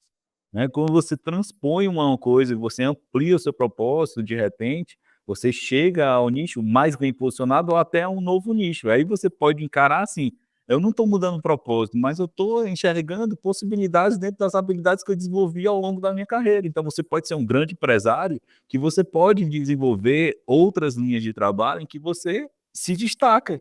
E essa pode ser a sua nova principal empresa, seu novo principal propósito, não esgotando o outro. De repente o outro continua ali, mas ele estagnou, tem propósitos que ficam dentro de uma vinculação específica. Mas você fazer o exercício de que você pode ramificar algumas coisas que já existem para um outro nicho, ou especificamente atender um público diferente, às vezes pode ser o seu novo propósito que está surgindo ali. Sensacional. Jeff Bezos. Eu já li uns 3 livros dele, e um dos livros que eu indico para todo mundo, pode até se tornar uma dica junto aqui com o que eu quero falar. Cartas para Bezos, 14 princípios do Jeff Bezos. É uma carta que ele escreveu, acho que em 97, com 14 princípios. Ele anualmente, quando tem reunião de board, na primeira reunião do ano, ele lê a mesma carta. E o primeiro ponto é foco no cliente. E vamos lá. O primeiro ponto dele é foco no cliente. E ele notou o que com o tempo? Cara, eu preciso melhorar. Eu não tenho como contar com um servidor da marca X ou da empresa Y, porque às vezes cai, às vezes dá um problema, meu site fica fora do ar se esse servidor der problema. O que eu vou fazer? Eu vou desenvolver os meus servidores. Desenvolveu tão bem, tão bom, que hoje ele pega a AWS alguma coisa, né? A AWS, não sei como é o nome da empresa dele lá, ele abre, ele loca para outras empresas colocarem suas coisas dentro do servidor dele. Um dos negócios mais bem-sucedidos da Amazon é justamente os servidores. É o que mais Servidor. gera dinheiro. E o que ele notou? Cara, meu servidor é tão bom, eu tenho tanto espaço em nuvem, que eu posso agregar outros serviços. Eu vou botar um stream de música. Não satisfeito? Eu vou botar um stream de vídeo. E aí, cara, eu assinava, não sei nem quanto é que tá hoje, esse negócio que fica no débito automático, é um veneno. Era R$ 9,90. Você tinha o frete grátis da Amazon Prime, tinha os streams, e ainda tinha uma versão básica de músicas dele. Cara, R$ 9,90. 9,90. Então você vê que, tipo assim, qual era o foco dele? Cara, eu vendo livros online. Eu não posso correr o risco da pessoa querer entrar no meu site e ele tá fora do ar. Então eu preciso ter o meu servidor. Fez algo tão bom que ele começou a alocar isso daí. Ou seja, outros negócios vão surgindo. Pegando o que o Silvio falou da Chili Beans, ela transformou o óculos em moda. E não só o óculos, agora agrega relógios também. Em moda, tem coleções e grife. Se você passa no primeiro dia do ano e passa no último dia do ano, numa ótica normal, você vai ver aquele banner na ótica da Ana Hickman com alguma armação de óculos. É o banner que entra... Da linha dela, né? Que a Ana Hickman criou. Lá, aquele banner, é a mesma foto. Ela nem atualiza as fotos dos banners. Mas se você passa na Chili Beans, você passa... Hoje tá o Alok. Daqui a 3 meses tá a Preta Gil. Daqui a 3 meses tá o dentro do clipe novo do Will Smith, né? O Will Smith tá fazendo uma menção honrosa ali do Matrix usando um óculos da Chili Beans no clipe novo dele. Então, as possibilidades são infinitas. Então, tipo assim, você passa, você sabe que tem novidade. E eles deixam muito claro, isso é coleção, isso vai sair. Viu, Val? Fora aqui nas lojas, ele contrata, faz questão, né? E ser inclusivo, né? Ele contrata trans, entendeu? Sim, e você já sabe que a assinatura daquela marca, você vai encontrar o gay, a lésbica, o trans, o tatuado, o novo, o velho. Você vai encontrar todo mundo ali. É o porque você vai numa ótica normal, é tudo com aquela ideia, com aquela roupinha bonitinha e tudo mais, aquela família tradicional brasileira. Exatamente. A aeromoça versão 2.0 ali, não, versão 1.0. Então é interessante você pensar nisso. A solução muitas vezes é você olhar para esse business, essa galera que tipo assim, cara, ela oxigena o mercado dela. É uma coisa que, eu não vou lembrar o livro, foi minha esposa que leu, que ela fala sobre a uberização. O que que é a uberização das coisas? É você criar algo que destrua o seu atual. Então é você pegar a tua empresa, teu negócio hoje, cara, meu negócio hoje é isso daqui. O que que eu posso fazer? O que que eu posso trazer de novidade que esse meu mercado atual não se sustentaria? Cara, se eu fizer dessa forma aqui, isso que eu tenho atual não se sustenta. Então é você ser aquela pessoa que, tipo assim, ao invés de esperar externamente que alguém lance algo que te quebre, você ser a pessoa que vai lançar algo que te obrigue a renovar. Porque se você se obriga a renovar, você automaticamente já está na frente do teu concorrente que faz a mesma coisa todo tempo. Às vezes as pessoas dizem que eu sou muito sonhador. Eu aposto muito no retorno da verdadeira publicidade. Eu tenho essa aposta. Eu creio nesse efeito pêndulo que o Diego comentou. Vai chegar um momento que as pessoas vão dar, cara, agências de marketing, agências digitais, nós não conseguimos fazer o que uma agência de publicidade faz. Precisamos trabalhar junto. Precisamos ter comunicações unificadas. E a publicidade voltar a ser aquele elo que vai unificar o audiovisual, a assessoria de imprensa, o digital, a mídia of home, vai trazer isso de novo e complementar, não que ela vai assumir o protagonismo. A gente precisa construir uma campanha. Essa campanha ela tem que ter um começo, meio e fim, e ela tem que ser adaptável para todos os canais. Porque o que eu vejo hoje, desculpa o desabafo, é que o pessoal assim, precisamos lançar uma campanha. O digital vai para um lado, o endomarketing vai para o outro, se tem uma empresa de assessoria vai para outro, e está todo mundo comunicando sem coesão, uma esquizofrenia, onde cada um comunica o que quer. Se pensa mais na forma, né? Você pensa primeiro no, eu preciso de um outdoor, eu preciso de tantas postagens, eu preciso de um site, não sei o quê. Sim, mas o que é que eu vou colocar dentro desse site, né? Comunica. É a primeira pergunta, né? O Por quê? pior, o pior que eu acho é que tá todo mundo preocupado em mostrar o resultado do seu serviço. Então, o departamento do design está preocupado em mostrar o resultado do serviço dele. O departamento da publicidade está preocupado em lançar a campanha dele e ser aceito. O departamento de assessoria de comunicação está preocupado em lançar o que vai ser publicado. E ninguém está muito preocupado em si. Vamos criar um momento disruptivo aqui com essa campanha. E isso pode ser criado em toda a campanha. Se for pensado em se comunicar algo de uma empresa, você tem que estar com o pensamento de, no mínimo, criar essa coisa assim. A gente vai bater, a gente vai conseguir gerar novos engajamentos, a gente vai conseguir transpor o usual de uma publicação. Então, assim, todos os departamentos, eu acredito muito que já existe essa demanda pelo pensamento original publicitário que o Zé está falando aqui.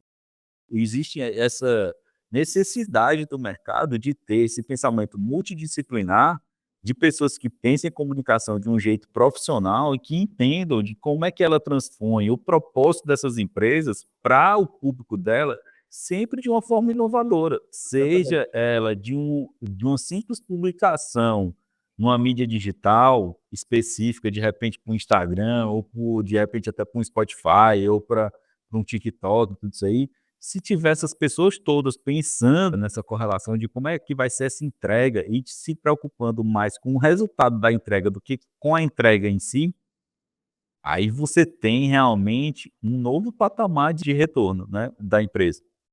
Essa preocupação é tão grande que surgiu, né, com essas big techs, em entregar mais crescimento do que criatividade, né? Que você pode prestar atenção que o Google, o Facebook, eles meio que ditaram o que até a forma como é dita a redação publicitária, né? A redação que você vê em posts, etc. Que a gente tem que seguir quase uma formulazinha, né, de CEO, né, para atingir certos resultados.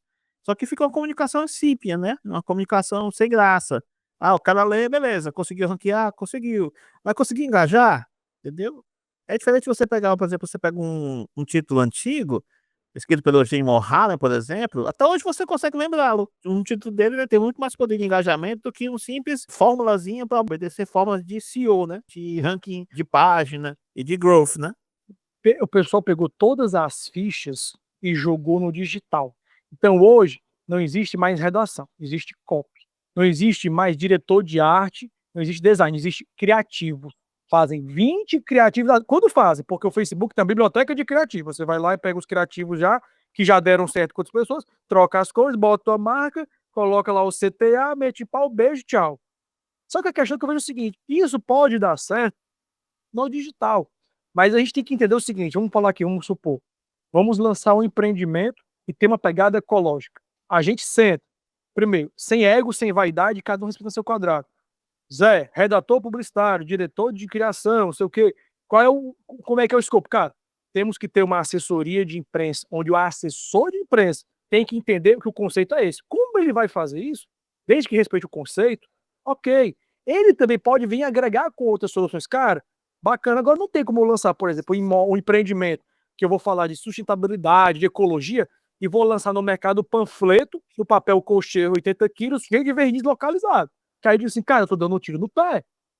Mas se eu chego e comunico ele, de repente, papel reciclado, se na comunicação vai vir uma assessoria de imprensa disparar uma nota falando, cara, empreendimento revolucionário, papel reciclado na comunicação, a água da descarga é água que vai para o jardim, papapá, ppp. E o SEO e o digital comunica isso com uma outra pegada, as coisas vão tudo. O problema é que o pessoal pega tudo e joga na mão do digital, e o digital ele acha que só o digital resolve a vida da pessoa. Porque o digital ele tem um poder de mensuração técnico, estatístico maior, mas não tem como você mensurar o sentimento de uma pessoa. Não tem como chegar você ver a campanha do Washington Oliveira do primeiro sutiã e falar, eu fiquei 75% emocionado. Eu passei 80% lembrando dessa campanha. Não tem como você mensurar, mas é uma campanha que marca. É uma campanha que marca. Vai aí, pega na tua memória, qual foi o patrocinado que tu viu ontem que te marcou? Talvez tu nem lembre, tu viu tantos, que tu nem lembre qual foi. Então é interessante você entender que a comunicação ela precisa ser unificada para depois ser setorizada. Você senta, junta os players, vamos lá, junta a agência, junta o marketing, junta a assessoria, junta o Endo, monta isso, monta o escopo, destrincha para cada um como que cada um vai comunicar, mas comunica todos a mesma ideia. Exato. O que a gente precisa fazer é o lance do propósito. Por quê? Porque se você tem um propósito, você entende que a mesma ideia vai ser comunicada em todo o campo. É o que muitas vezes dá certo em franquias. Por exemplo, eu estava vendo um podcast de Fábio Gurgel, da Aliança Jiu-Jitsu, e ele falou, cara, a metodologia das 3 primeiras aulas, todo aluno tem as aulas, o professor tem uma plataforma e ele sabe, as 3 primeiras aulas do aluno é isso, depois disso ele vai entrar nessa sistemática, o aluno da faixa azul é essa, da roxa é essa. Então eles têm planos de aula que se de repente, se eu participo de uma aula hoje aqui e amanhã eu preciso viajar para São Paulo e eu vou numa academia da Aliança e vou treinar, ele sabe de onde eu posso continuar. E ele vai procurar um treino que se adapte com a minha realidade. Então, isso é você pensar no seu cliente. Isso é você entender o quê? Mas o propósito da empresa é o mesmo. São milhares de professores, mas cada um sabe o que fazer. Sabe qual é o foco? O foco é aquele aluno, ele precisa de ter uma experiência com a prática do jiu-jitsu, que ele possa praticar e se sinta evoluindo na metodologia dele. Só que isso, quando você faz entendendo o quê? Cara, como isso contribui para o crescimento geral. O que a gente precisa entender, a gente não, que a gente entende, mas o que a gente precisa trazer para o mercado, para os clientes e para as outras empresas é entender a sua expertise. Porque hoje em dia, a agência de marketing, eles fazem bombril. Eles fazem o copy, ele faz a direção de arte, ele envia a nota, ele faz o impulsionamento, ele faz tudo, e acha que tudo vai resolver daquela forma. Aí quando vai fazer um outdoor, bota o fundo chapado, bota a logo e bota algum CTA e um QR Code. É difícil, meus queridos, mas estamos aqui para poder... É insalubre, quase. É insalubre, mas estamos aqui para mudar essa realidade, um momento de desabafo absurdo. Então, vamos para nossas dicas, vamos para o nosso encerramento. E como eu comentei com vocês, eu já tinha uma dica preparada quando o Diego levantou a bola dos arquétipos. E eu vou dar essa primeira dica, que é exatamente um livro chamado O Herói e o Fora da Lei, da Carol e da Margaret. Livro sensacional, principalmente porque ela traz uma ótica para o mundo da publicidade, da comunicação. Porque ela trabalha 12 arquétipos, todos os exemplos dela no livro são relacionados a marcas e à comunicação e à publicidade, porque ela fez um estudo com uma agência eu não sei se era a Ericsson, a Thompson, não sei, uma agência americana, porque eles são gringos americanos. Então ela traz cases de cada arquétipo com cada um cliente que ela apresenta na hora lá, e é sensacional esse livro. O Herói e o Fora da Lei você encontra nas maiores plataformas, inclusive na Amazon, que a gente citou aqui. E complementando, volto a reiterar essa dica: 14 princípios, eu acho que o nome do livro é Princípios de Bezo. Procura aí, ou é 14 princípios, é Princípios de Bezo. São 14 dicas, 14 regras que ele traz, e o livro é sensacional. A dica que eu vou dar, até que eu citei esse livro hoje, é Sapiens, do Yuval Noah Harari, Uma Breve História da Humanidade, né? Que é um livro muito interessante, que ele aborda só a história inteira da humanidade, né? Desde a evolução arcaica até o século XXI, né? A principal ponto do livro, que é interessante, é que o autor ele coloca o Homo sapiens, né, como a única espécie do mundo, né, capaz de cooperar entre si, sabe? É a única também espécie que, é polêmico isso, que criou ficções na sua história das pessoas embarcarem juntos, né? Tipo guerras, nazismo, religiões. São todas ficções. Por que são ficções? Porque são coisas que não existem na natureza, né? São coisas inventadas pelos seres humanos, mas as pessoas honestas. As pessoas acreditam em bandeiras, acreditam em deuses, acreditam no dinheiro. Uma coisa mais abstrata do que o dinheiro não existe. Direitos humanos é outra coisa abstrata, apesar de ser, né, um imperativo, né? Mas é uma coisa inventada, né? E é bem interessante nesse sentido, que ele faz todo esse percurso desde o homem pré-histórico até o século XXI, né? Um insight muito bacana que tem no livro, que eu acho genial dele, foi falar na época que os seres humanos se saíram do seu estado nômade, né, coletor, no estado de criar comunidades, né. E o que facilitou isso foi a agricultura. Mas o que foi a agricultura? Foi quando as pessoas começaram a plantar, né, por exemplo, o arroz, por exemplo, as pessoas davam que elas tinham que ficar no mesmo canto, né, esperando que o arroz crescesse, aguando o arroz. E ele notou isso, um insight bem interessante, que nós, em vez de nós dominarmos o arroz, foi o arroz que nos dominou. Nós somos escravos das nossas invenções. E vários insights fantásticos, assim. E é um livro que eu recomendo pra caramba. Pode ser que muita gente não goste pelo lado religioso, né? Ache um pouco ofensivo, mas eu acho um livro genial, assim, recomendo bastante. Pra mim é uma série da Apple TV que, só um adendo, é surpreendentemente um bom serviço. Eles têm séries sensacionais. É um ótimo serviço, pessimamente divulgado pela Apple. Obrigado. Os usuários divulgam melhor do que. Talvez seja uma estratégia, né? Eu não acho não, acho que não sei o que é, porque eu lembro que na época que eles lançaram aquele óculos virtual deles, né, que eu esqueci o nome, Aham. o serviço de streaming que eles mostraram como exemplo foi o da Disney, cara, não foi o deles. E o deles é sensacional, tem várias séries interessantes e de todos os estilos e segmentos, né? Mas tem uma que eu acho que comunica bem com o que a gente está falando hoje, que é, em português é Falando a Real, mas em inglês lá tá como Shrinking, uma série sobre um terapeuta que está em luto, do Jason Segel, ele junto com Harrison Ford. Eles fazem uma dupla ali de troca ali, que é o Harrison Ford é um empregador dele, ele trabalha como terapeuta na clínica do Harrison Ford, e ele está nesse processo de luto e ele começa a questionar o próprio propósito, né? Ele já começa já na poça, né? Como a gente diz, né? E aí a série se desenvolve a partir daí, que ele questionando o propósito dele e ele tentando alternativas diferentes de abordagem dos seus próprios clientes, até ultrapassando as conexões éticas que existem na psicologia, né, no tratamento terapêutico, né, e tudo isso aí. Então é muito interessante, primeiro que é muito bem escrita, muito bem roteirizada e é produzida pelo Jason também, né? E ele é um ator que normalmente foi vinculado a essa questão cômica, mas ele tem todo um lado dramático muito interessante, ele desenvolve bem. E ele faz muito bem esse papel nessa série.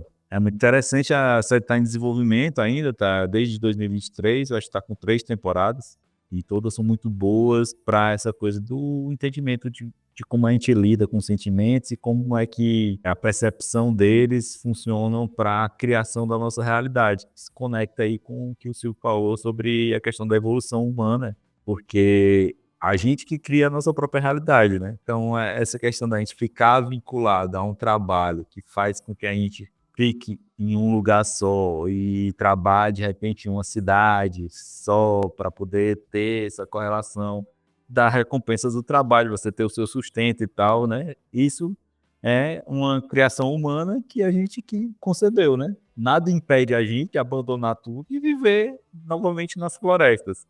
Mas a gente escolhe todos os dias viver essa realidade. O quanto que isso é responsabilidade nossa, ou do que a gente criou, do que as gerações foram criando, é uma questão filosófica aqui que muita gente gosta de debater, né? Tem as pessoas que moram off-grid aí, estão fora da rede, né? Trabalham muito isso. Nos Estados Unidos tem muitas pessoas que estão tentando cada vez mais isso, mas enquanto que isso é possível para todo mundo é uma questão, né? Mas essa série é muito bacana, eu acho que o pessoal que quiser ver vai gostar.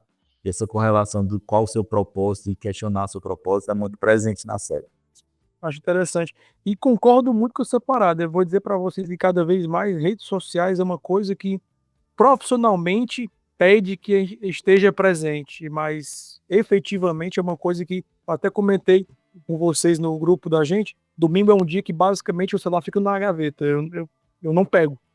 Eu até já comentei até com meus pais. Precisou falar comigo, manda mensagem para minha esposa, minha filha, porque eu evito. Eu evito dar um detox, né? Acredito que talvez o mundo mais na frente vai ficar tipo Duna, tipo Fundação. A gente vai estar com a tecnologia assim mais subjetiva, não vai estar tão nessa fissura como a gente vive hoje, né? Quem sabe, né? Vamos aguardar para ver. Pois, meus queridos, por hoje é isso. Agradecemos a audiência. Não esquece de curtir o episódio, dar o like, compartilha com os teus amigos. Não esqueça de comentar também, né? A gente está disponível aqui para ouvir críticas, sugestões, aquilo que vocês queiram trocar. Portas abertas, converse. Gente, não concordo com vocês nesse ponto. Vamos trocar, vamos conversar. Não somos donos da verdade, expressamos nossa opinião. Dentro da nossa vivência de mercado é aquilo que estudamos. Convidamos vocês a fazerem o mesmo. E por hoje é isso. Tamo junto e até a próxima semana.